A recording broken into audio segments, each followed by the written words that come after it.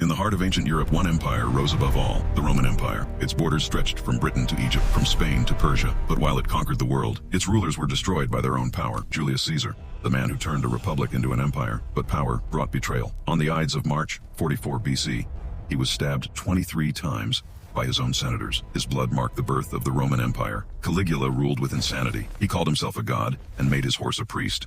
In 41 AD, his guards struck him down, ending the reign of madness. Nero, the emperor who played music as Rome burned. History remembers him as the man who watched his empire turn to ash before turning the dagger on himself. Commodus, son of Marcus Aurelius, the emperor who saw himself as a gladiator. He fought for glory, but died strangled in his bath by his own servant.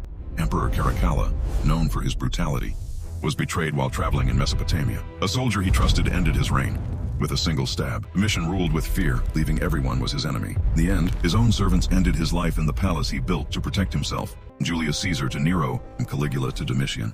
Power consumed them all. Roman Empire became a graveyard of kings, each leaving behind blood, stone, and silence. Deaths built a lesson the world will never forget. After the death of their father, the empire was shared by two brothers, Caracalla and Geta. But greed has no bloodline. During a supposed peace meeting, Caracalla murdered Geta in his mother's arms. Rome trembled, not from war, but from betrayal. Gabbalus declared himself a living god. He replaced Roman traditions with foreign cults and chaos. His own soldiers, disgusted by his actions, dragged him through the streets and executed him. Even his body was thrown into the Tiber River, erased from history. Valerian faced the Persian king Shapur, but instead of victory, he faced humiliation. Captured alive, Valerian was used as a human footstool, and later skinned alive, first and only Roman emperor to die as a prisoner. And restored the empire's power. Loyalty vanished as fast as it came. Secretaries forged false letters against him, and his soldiers turned their swords toward their own emperor. The savior of Rome died in a conspiracy of lies. Emperor Carinus ruled with arrogance and cruelty. During a festival, one of his officers, whose wife he had taken, stabbed him to death. The cheers turned into screams, and the empire bled again. Marian's death was so quiet, no one noticed for days. His generals carried his corpse in a litter, pretending he was still alive. Came out, the empire drowned in shame. One by one, the emperors of Rome fell, not in battle, but by betrayal, fear, and pride. The empire that ruled the world could not rule itself, and in the end, all that remains of their glory are ruins and memories.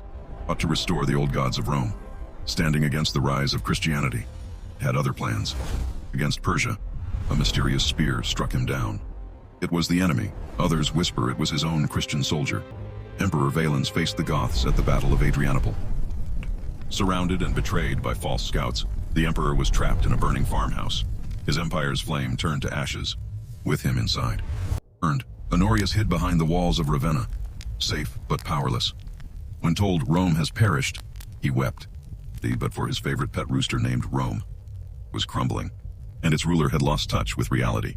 Just a boy, Romulus Augustulus sat on a throne of ruins. And King Odoacer marched into Rome. No army stood to defend it. The Western Roman Empire that ruled for centuries ended with a child's surrender. From ashes, from Caesars to shadows, every emperor believed he would be immortal. Yet time conquered them all. Empires fall, but history remembers. The story of their deaths, it is the story of power itself. The empire may have died, but Rome still lives in every corner of our world. Died in glory or fame, just from memory, their names scratched from monuments, their faces chiseled away. To die was one thing, but to be forgotten by history, that was the real death in Rome. Of the West, the East rose stronger. Constantinople, a city of gold and stone, became the new Rome. Emperors ruled for another 1,000 years, until even their light dimmed beneath the shadow of history. The empire changed, from pagan gods to the cross of Christ. But faith brought wars. Too, crusades, holy wars, and the hunger for power continued under a different name. The empire's spirit lived on, but its peace never returned. In 40, the walls of Constantinople fell to the Ottoman cannons. Once the heart of Rome was gone. Constantine fought until the very end, and vanished in legend. The emperors died, their palaces turned to ruins, yet their ideas conquered time itself. Law, architecture, language, and power, all born from Rome, still rule our world today. Maybe the empire never truly ended. It simply changed its name. Every entity could escape death. But in Rome, power was a curse disguised as a crown. The higher they rose, the closer in the shadows of their own palaces. Even after the last emperor fell, Rome's voice never truly faded. Its roads, its laws, Its language, they whisper through time. Every nation that dreams of empire still walks the same path Rome once built. Julius, Nero, Marcus Aurelius, Constantine. Their bodies may be gone, but their faces remain, carved in marble, frozen in time. The empire may have died, but their legends became immortal. We still build monuments to power. We still fight for control. And we still that empires forever. Maybe that's why in all of us, empires fall. But the dream idea of greatness lives on. As long as humanity remembers its past, Rome will never die.